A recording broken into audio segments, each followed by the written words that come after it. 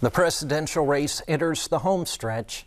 A proposal to change funding for higher education, signs of strong economic growth, and more time to gather signatures for gambling and marijuana. Arkansas Week is just ahead. Arkansas Week is made possible in part by the Arkansas Times, keeping you informed by covering people, events, and politics in Arkansas. By FM 89, KUAR in Little Rock, with in-depth news reporting, analysis, and discussion each weekday.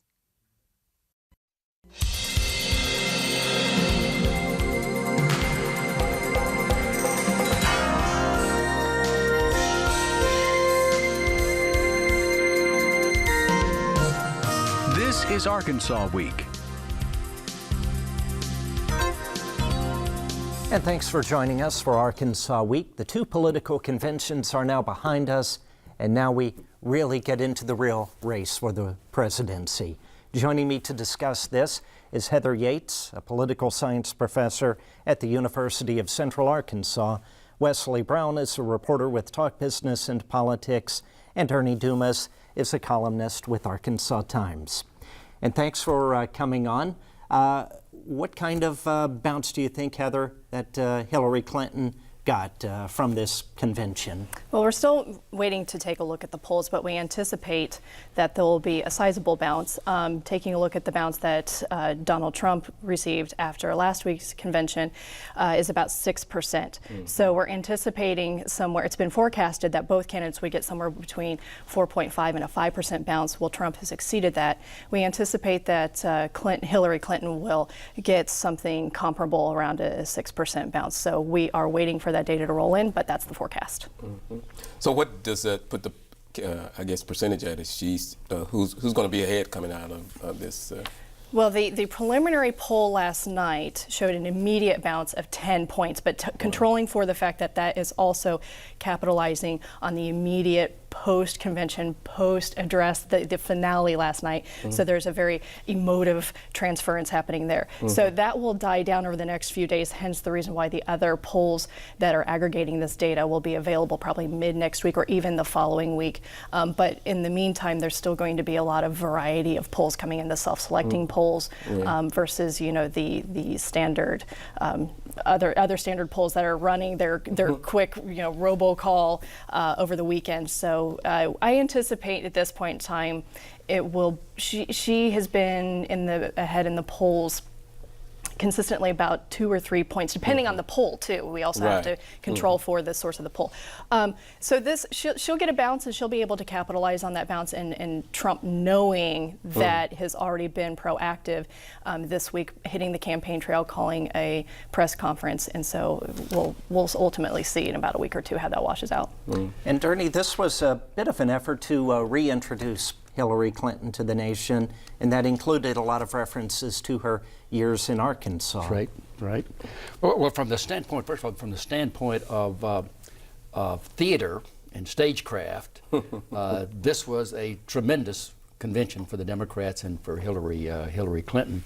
Far better than, even though Donald Trump got a good bounce out of that bizarre convention last week. So you would expect her to get a great bounce out of this, depending on how many people actually watched the show.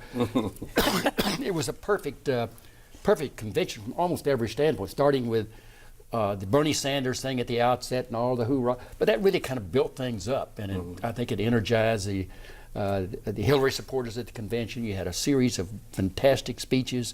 Michelle Obama, Bill Clinton, Barack Obama's incredible speech. And at the end, and a lot of other good speeches as well. So it was great stagecraft, and the Democrats managed it so beautifully. Everything about it just went perfectly.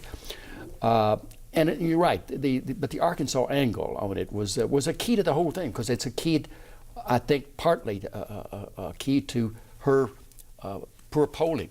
And it goes way back to her days in Arkansas, and particularly after she goes to Washington with Bill Clinton. You still have all of the remnants of that, all the Whitewater stuff, the cattle futures trading, the Jennifer Flowers, all of that, the Arkansas stuff, and all of that that part of it, at any rate, was muted. Well, more than muted, it was never surfaced at all in this convention.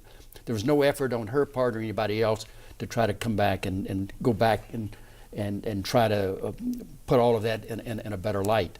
But you did have all the references to Arkansas. Bill Clinton in his speech throughout, and others throughout the convention talked about what a difference she had made in Arkansas. They went back to in 1982, 1983, when she led the school reforms. It was the key to the whole Clinton gubernatorial years, that the achievements in that special session of 1983 and the adoption of new standards, and you had all of the discussion about what she had done there. And he enumerated the other things. She was a founder of Arkansas Advocates for Children and Family, which is still a powerful force in Arkansas. It had the old Clinton feel, you know. Right, it did, and it had. He talked about the hippie program. She's the one who founded the hippie program for preschool children, an idea she got from Israel, and she started that. So you had all of those things, which I think was good theater for Arkansas. But my hunch is that it's had little effect nationally on her standing. But anyway, and it's not going to have any effect in Arkansas. She's going to lose pretty decisively in Arkansas, maybe much better than Barack Obama did in 2008 and 2012, but it's not going to have any effect in Arkansas. Arkansas is not close to being a battleground state. I guess what I'm looking forward to see coming out of both conventions is the ground game of both candidates. We really haven't seen any of that in Arkansas. I haven't seen, you know, I guess for me, first thing I see coming out of these conventions is just signs, you know, when bumper stickers, things like that, of people who are actively supporting the candidates. And you're not seeing you know, I see some Hillary signs, but I see a few Trump signs, but not even close to what coming out of the conventions with Barack Obama, seeing all the kind of campaign paraphernalia and the people that were out in this community, the robocalls, and I guess that, of course, as we know, that's going to speed up pretty quickly. But we are also going to see if how well the Trump campaign can raise money.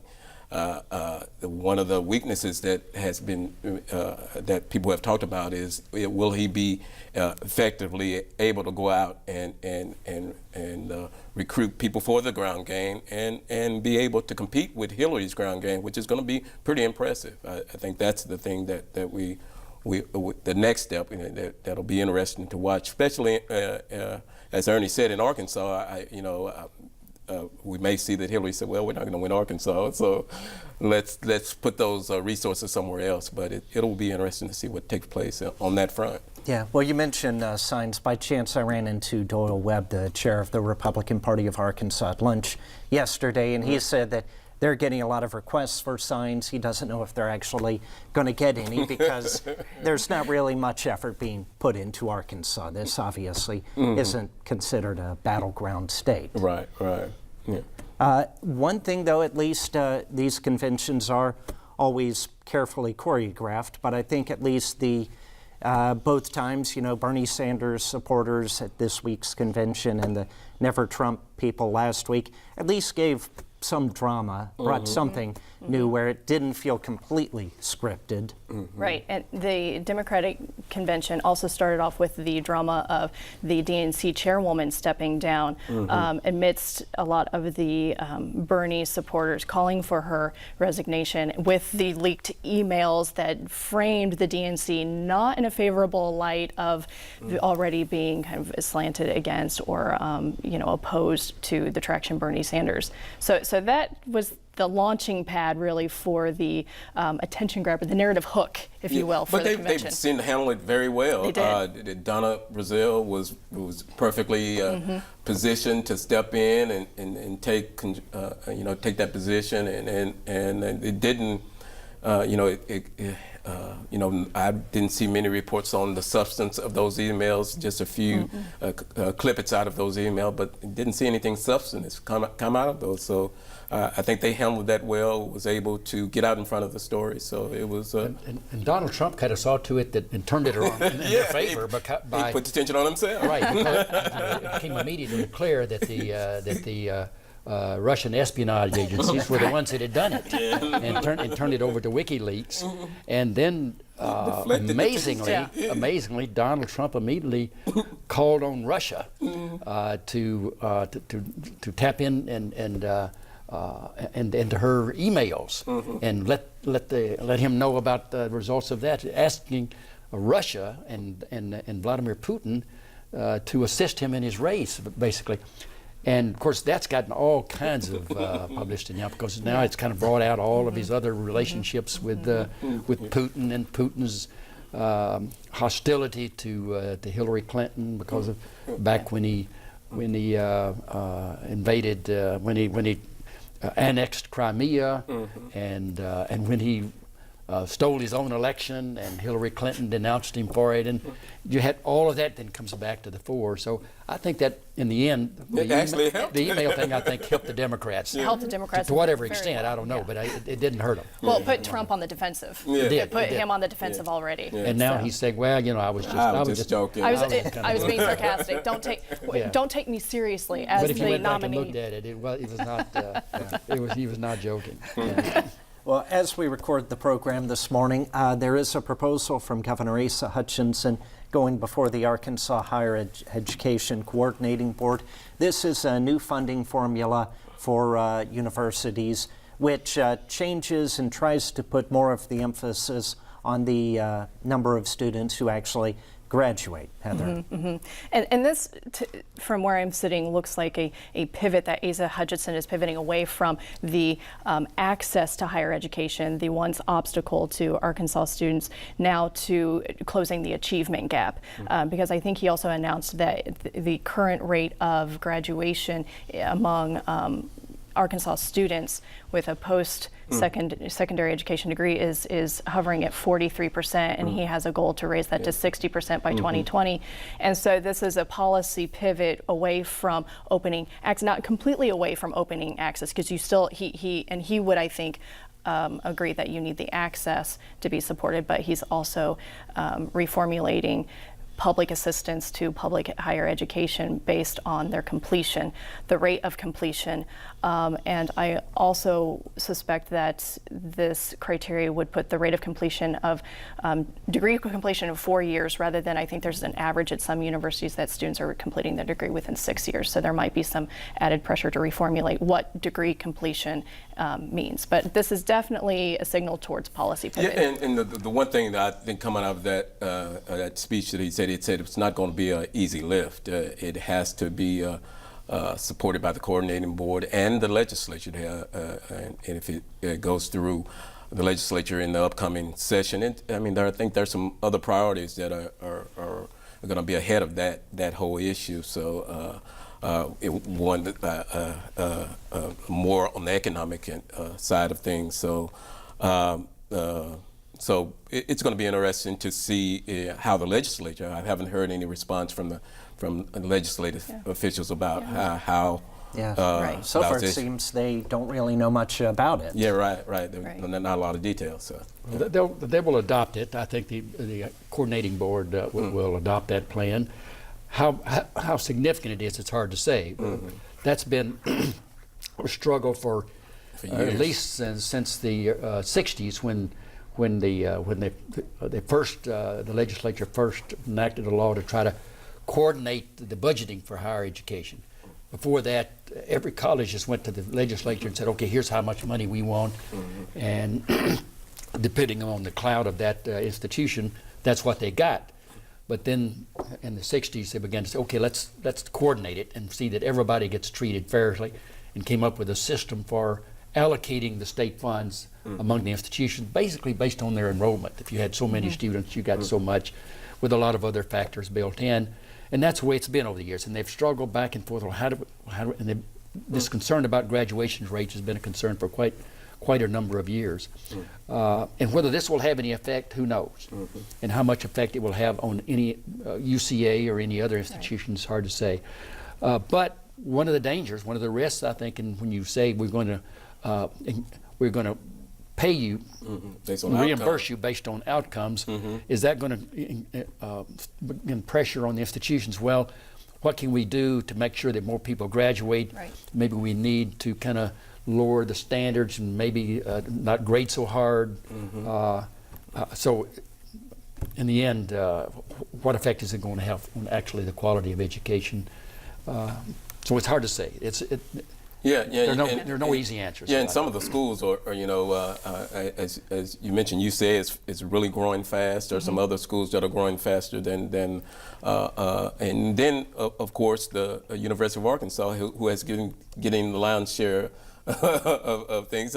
How are they what are they gonna say? And I guarantee that's gonna have a big effect on how the legislature moves forward. Absolutely, and the legislature's been a little silent right now, probably because they are legislators are wanting to seek and gather data and checking in with the institutions in their district to see what the impact would be, because it will have an impact on the assessment culture of the university. Right. Because the conversation used to be, the standards of admission, and those got reformulated. Now it's going to have an internalized and shift the culture, the assessment culture. How do we will this impact our classes, or will it impact the entire institution as a whole? How do we streamline that? So there's going to be a lot of internal discussion. I guarantee you there will be internal discussion this fall at every institution, and that will then need to be, formalized in a way that there's a unity of message from each institution to the legislature.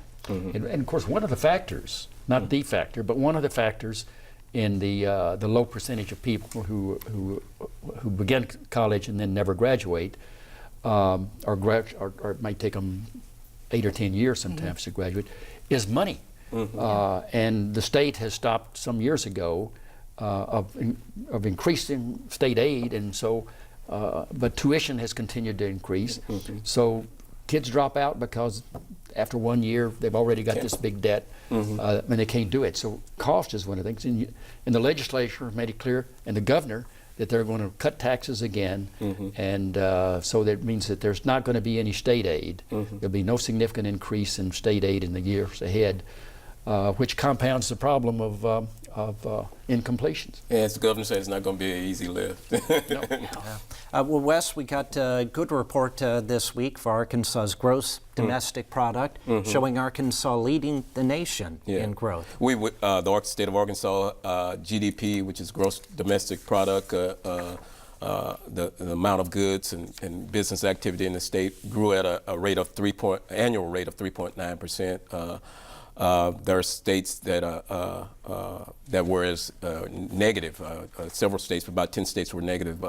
Most of those states were affected by the oil and gas climate, low oil and gas prices. But I guess the biggest takeaway was that the lion's share of this gain for the state of Arkansas came in the agri, forestry, tourism sector.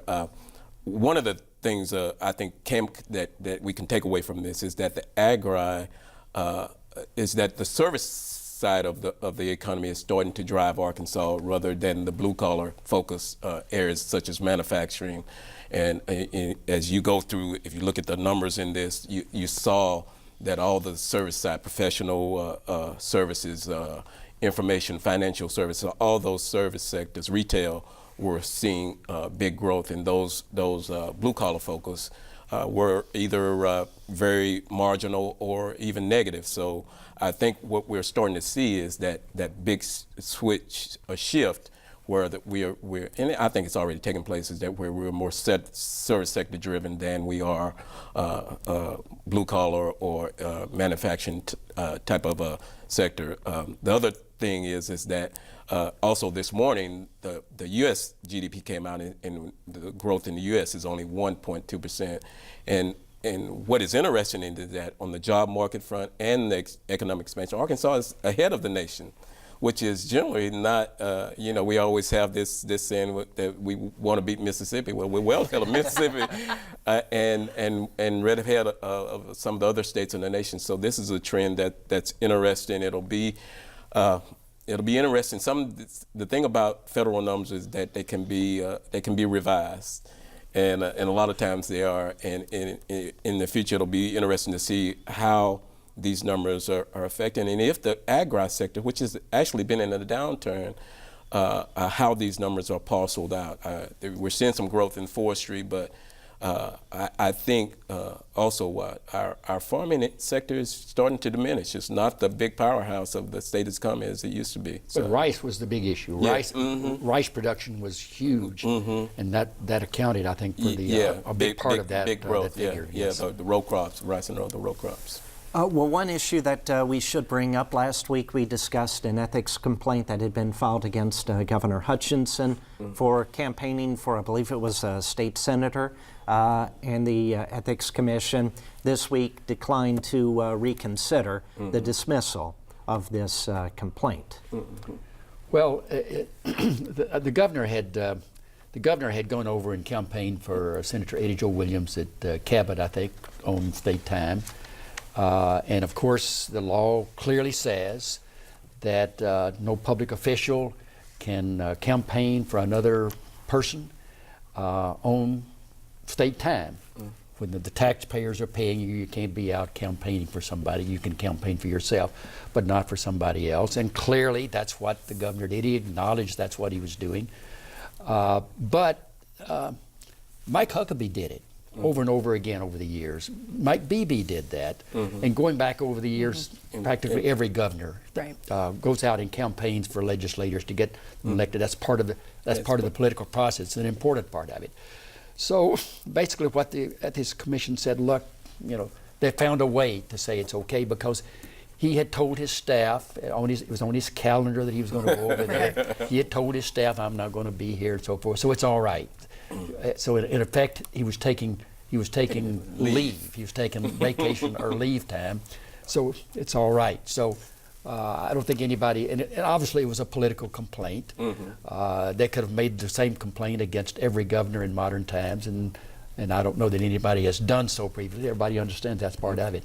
Yeah. So that's basically what happened. Same person behind this, Matt Campbell, also this week withdrew a complaint that he had filed concerning complaints against Dennis Milligan, the treasurer, and basically said he didn't have time to pursue this, but he's long targeted Republicans in office in Arkansas. Yeah, and the one thing, and you've seen this thing, is kind of like Matt is going out to see if they'll file these complaints and see if they'll stick. You're going back to Matt Darr. I mean, he was effective in that, but since then he's batting zero. In terms of these ethics commission complaints. And I think right now we're in an era where especially with the Ethics Commission, is that there's not going to be much that comes out unless it's just a serious criminal issue or that has taken place among the legislature or in politics. I don't think anyone. When I first started covering politics, one of the first things I would do was go check the ethics complaints. I don't do it anymore. I don't check them because they generally don't go that far. So, okay. Not a lot of time left, but we do have a couple of other issues we need to get in. First off, two proposed constitutional amendments. One that would allow casinos in 3 Arkansas counties, and a medical marijuana proposal. This one, the one from David Couch, one of 3 marijuana-related proposals. The 2 constitutional amendments being allowed, they didn't meet the threshold to make it onto the ballot, but the Secretary of State's office giving them more time to collect signatures. You need about, to get petitions on a constitutional amendment on the ballot, you need for this year about 84,000 valid signatures, and always, of course, they produce more than enough signatures, but then the Secretary of State's office has to go through and strike out all of those that are duplicates or that are not really registered voters. So in both of those instances, I think the marijuana amendment lacked about 12,000, but they've got 30 days now, and they'll probably get those extra signatures. And the same with the casino amendment. It was a little short as well, and I think they're about 20,000 signatures short. That may be a more daunting task to collect those kind of signatures in the next 30 days, but they'll have that. But you already have one marijuana amendment. It's already on the ballot. This one differs in some fashion, and a lot of people say, well, you shouldn't have but one amendment because it will. If you have more than one amendment, it diminishes the chances of either of them passing. So, but probably they'll get that second amendment on the ballot. The casino amendment may be dicey. Okay, and finally, we did have a state representative who died last weekend. Sheila Lampkin of Monticello died, I believe, at age 70, and a special election likely to be called for her. But Heather, a longtime educator. Right, right. Yeah, it's never pleasant when there is a sitting representative that vacates the office because of death. And adding to the party is going to be grieving, of course, along with her family, but the party is going to have to move quickly to protect District 9 because the governor has issued a proclamation to establish that special election. He has named the date, November 8th, same day as the general election. That streamlines it for the state. It's more cost effective that way. But in the proclamation, he has also told each party that they have to name their candidate up for election by August 8th by state convention, however that's defined. So the party has to move very quickly. Coming off of the convention, the party leadership is going to be coming back to the state and trying to protect that because the Republicans, on the unfortunate circumstances, have opened up a seat that they might look as competitive. Right, this was a longtime Democrat. Yeah. Well, with that, we're out of time. Thanks for watching. I'm Michael Heblin, sitting in for Steve Barnes next week, this week, and we'll be back next week.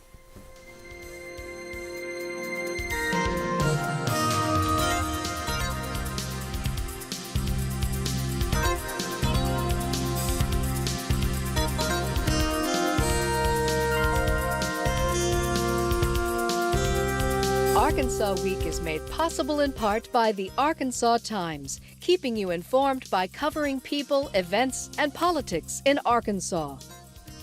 By FM 89, KUAR in Little Rock, with in-depth news reporting, analysis, and discussion each weekday.